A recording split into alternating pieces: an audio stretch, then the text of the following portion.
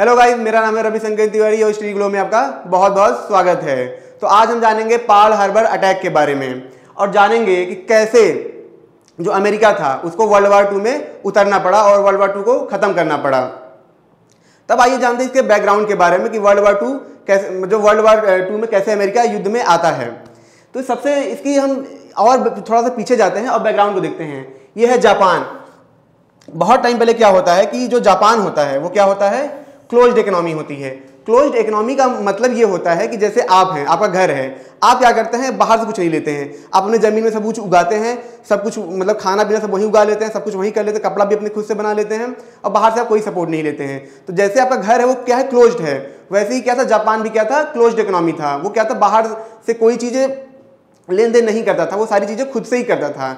लेकिन अमेरिका क्या था उस टाइम पे, वहाँ पे क्या होता है, बिजनेसेस ग्रो हो रहे थे, नई नई चीज़ें इन्वेंट हो रही थी। तो अमेरिका क्या चाहता था कि वो जो अपने बिजनेस को फैलाना चाह रहा था, तो उसकी नज़र में ये भी था कि जापान भी एक बहुत बड़ा एक मार्केट है जहाँ पे अपने बिजनेस को फैला सकते हैं। तो अमेरिका क्या करता है, अमेरिका जाता है जापान के पास और बोलता है कि जो तुम्हारी इकोनॉमी जो है वो क्लोज्ड है, उसको क्या काम करो, तुम ओपन करो।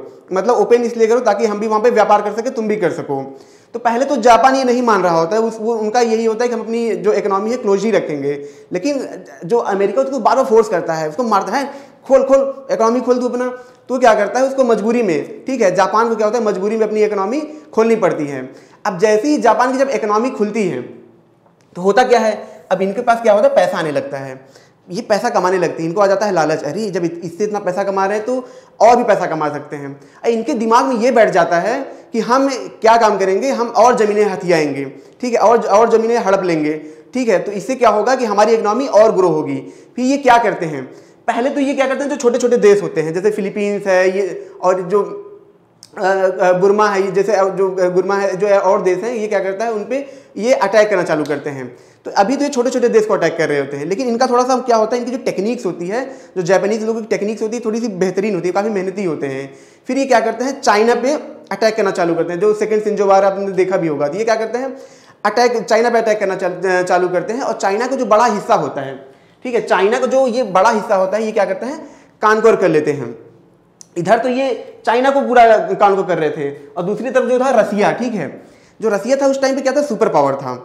और जो जापान होता है, देख किसी को तो ये एहसास होता नहीं है कि एक पिद्दा सा देश मतलब इतने बड़े हाथी को हड़प लेगा।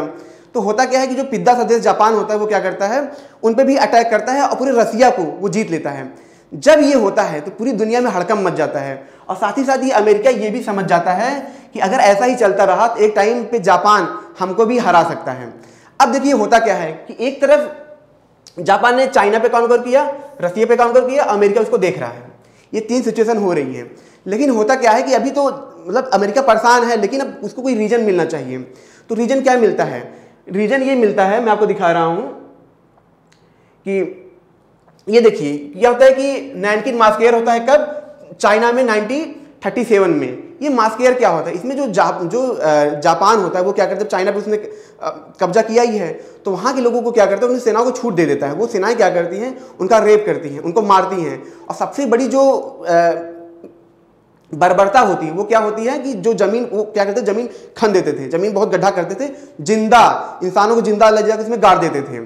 कई सालों बाद जब ये, मैं आपको बताऊं, जब ये कंकाल निकाले गए थे, लाखों में कंकाल थे। और जब ये बात अमेरिका को पता चलती है, जब ये बात अमेरिका को पता चलती है तो अमेरिका क्या करता है, जैसे ये अमेरिका को जब ये अमेरिका की चीज़ एहसास, तो अमेरिका क्या होता है, उसका सब्र टूट जाता है, उसको मतलब उसको लगता है कि ये बहुत ही ज़्यादा गलत हो रहा है।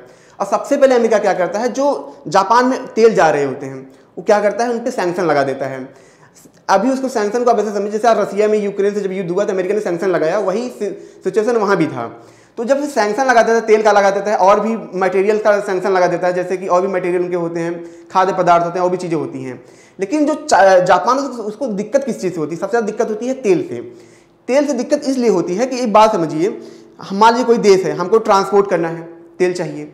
हमको अगर युद्ध में भी लड़ना है, टैंक्स के लिए तेल चाहिए, एयरक्राफ्ट के लिए तेल चाहिए, हमको आने जाने के लिए तेल चाहिए, सर्वाइवल के लिए तेल चाहिए। तो जो तेल था उस वक्त, जो जापान था उसके लिए क्या था, ऑक्सीजन था, ठीक है। तो वो ऑक्सीजन क्या करता है, अमेरिका बंद कर देता है। अब होता क्या है, जापानीज का मूड खराब, उनके समझ में आ जाता है कि जब हमारे पास तेल नहीं होगा तो हम कैसे सर्वाइव करें, कैसे युद्ध लड़ेंगे। तो वो इनका देखो, जापानीज का क्या था, मोरल तो अब था कि हम कुछ भी कर सकते हैं। तो ये प्लान बनाते हैं कि इनकी तो ऐसी की तैसी करेंगे, तेल बंद किया, इनका हम तेल निकालेंगे। उसके बाद क्या होता है कि जापानीज क्या करते हैं, प्लानिंग करते हैं कि देखिए जो पर्ल हार्बर होता है, ये जो आप देख रहे हैं, ये देखिए ये क्या है, पर्ल हार्बर, ये कहाँ, हवाई में, ठीक है, होनोलुलु देख रहे हैं, यहाँ पे है पर्ल हार्बर। यहाँ पे क्या होता है कि जो अमेरिका का क्या होता है, एयरक्राफ्ट होते हैं, मतलब एरोप्लेन्स होते हैं, यहाँ पे सोल्जर होते हैं। तो इनका जो मेन हथियार होता है एयरक्राफ्ट, वो यही होते हैं। एयरक्राफ्ट क्यों जरूरी होते हैं, एक बात समझिए, अगर आपको ये जो देख रहे हैं ये क्या है, ओशियन है, अगर यहाँ पे आपको युद्ध करना है या एक देश के जो सेनाएं हैं, हथियार है, दूसरे देश में ले जाके युद्ध करना है, मान लीजिए यहाँ युद्ध करना है, तो सेनाएं और जो हथियार किससे जाएंगे, एयरक्राफ्ट से जाएंगे। उस समय क्या था, जहाजें बहुत बड़ी बड़ी नहीं होती थी, तो एयरक्राफ्ट ही बहुत बड़ा वो माना जाता था। जैसे एक चेस है, उसकी रानी जो है, वैसे ही युद्ध में जो एयरक्राफ्ट है वो युद्ध की रानी होती थी। तो इनका बहुत बड़ा रोल होता था।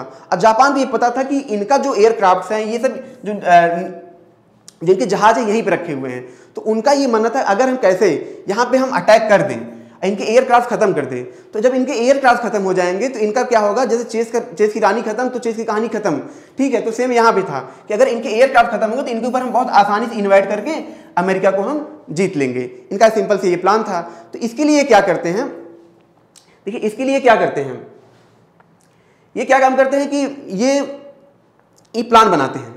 ये प्लान ये बनाते हैं कि हम क्या काम करेंगे, अब इनके उस पर अटैक करेंगे। तो प्लान देखिए बना लिया, लेकिन आपको पता है जब कोई युद्ध होता है तो उसके पहले अभ्यास होता है। तो जापान ने क्या काम किया कि 1 साल तक लगातार इन्होंने क्या किया, अभ्यास किया, लगातार ये ट्रेनिंग करते थे। और अभ्यास किस चीज़ का करते थे कि जो जहाजें हैं वो पहाड़ों से होके जाएंगी, ठीक है, पहाड़ों से होके जाएंगी, जैसे ही वो बेस आएगा, जो उनका पर्ल हार्बर आएगा, वो उसके पास तक जाएंगी, वो क्या करेंगी, सारी बमें गिरा देंगी और उनका एयरक्राफ्ट खत्म कर देंगी। तो क्या होता है कि 1 साल तक वो लगातार क्या करते हैं, तैयारी करते हैं। 1 साल बाद क्या होता है कि जब 1 साल बीत जाता है, ठीक है, अब क्या होता है कि जापान का जो प्लान होता है वो 3 फेज में होता है। प्लान ये होता है, पहले हम सुबह 8 बजे बमबारी करेंगे, फिर 12 बजे करेंगे, फिर क्या करेंगे 1:30 बजे करेंगे। 3 फेज में क्या था, बमबारी करेंगे, ताकि उनको संभलने का मौका ही ना मिले, उनकी ऐसी की तैसी कर दें, ठीक है। तो ये उनका पूरा प्लान होता है। अब होता क्या है कि तो जापानीज इतने चालाक होते हैं, इनका थोड़ा सा इनका दिमाग समझिए, ये क्या करते थे, हल्ला करते थे, रेडियो में झूठे अफवाह फैलाते थे कि फलाने जहाज वहाँ है, ललुआ जहाज वहाँ है, कलुआ जहाज वहाँ है, ऐसे झूठे झूठे हल्ला करते थे कि हमारा जहाज वहाँ है, हमारा जहाज यहाँ था। अमेरिका को लगता था अब जहाज साला वहाँ है तो हमला कैसे करेंगे। ये लोग भी अपना बुत्त मार के एकदम पड़े रहते थे, अरे बिंदास रहो, उसका जहाज है, जब आएगा तो देखेंगे। तो ये जापान का प्लान था, ऐसे हल्ला करके उनको गुमराह कर रहा था अमेरिका को। अब अमेरिका पूरा अरे सोते रहो यार, अभी तो कुछ होगा नहीं। तो होता क्या है कि जापान ये से गुमराह, अमेरिका को गुमराह कर लेता है। अब आता है संडे का दिन, ठीक है, संडे का दिन जो होता है आता है। उसके बाद क्या होता है कि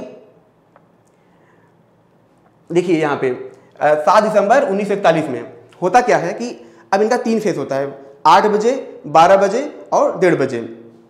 अब ये क्या होता है, लगभग 100 प्लेन जो जापान होता है, लगभग 100 प्लेन वो क्या करता है, भेजता है अटैक के लिए। और जो अमेरिकन होते हैं, संडे का दिन होता है, वो आराम कर रहे होते हैं। वो जो 100 प्लेन आते हैं, आते ही वो क्या करते हैं, धड़ाधड़ मतलब बम्बार्डमेंट चालू करते हैं, जिससे क्या होता है कि उनके लगभग आप देखेंगे यहाँ पे लगभग उनके 300 एयरप्लेन्स खत्म हो जाते हैं, ठीक है। और क्या होता है, उनके 2 नेवल वेसल्स भी 20 नेवल वेसल्स भी खत्म हो जाते हैं। और उस अटैक में होता क्या है, अमेरिका के लगभग 2500 लोग मारे जाते हैं। और उस अटैक में अमेरिका के सिविलियंस जो उनके लोग होते हैं वो भी मारे जाते हैं। कितने मारे जाते हैं, 2500 सोल्जर और 1000 लोग मारे जाते हैं। ये पहला फेज होता है।